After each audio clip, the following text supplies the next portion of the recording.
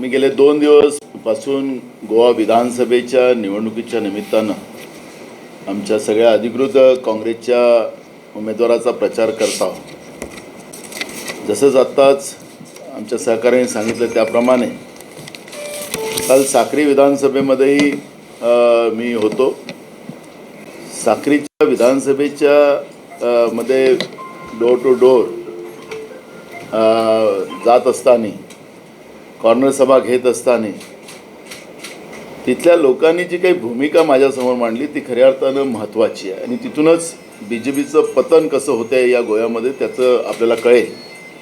इथं भाजपचे जे उमेदवार आहेत ते सध्याचे मुख्यमंत्री प्रमोद सावंत आहेत आणि ते म्हणालेत लोक तिथं की त्यांच्याजवळ एक वॅगनर कार होती, ते वेटरनरी डॉक्टर होते आणि एकदम गरीब माणूस होता, पण आता एवढा पैसा कुठून आला आणि आमच्या इथं खाणी चालू होत्या त्या बंद झाल्यात, आमच्या गाड्या उभ्या झाल्यात, जे लोन घेतलं होतं घरचं सोनं देऊन आम्ही आमचं कर्ज चुकवतो आहे, आम्ही सगळे उपाशी आता राहायला लागलो, भूकमारीची पाळी आली आणि BJPची खरं चेहरा या माध्यमातून आम्हाला आला। आणि मी तुम्हाला या निमित्तानं सांगतो की लोकांनी मानस केलेला आहे की सिटिंग मुख्यमंत्री भाजपचे ते गोव्याच्या निवडणुकीमध्ये हारतात आहेत। याचाच अर्थ की गोव्यामध्ये पर्यटन असेल, कोरोनाच्या काळामध्ये जवळपास 850 लोक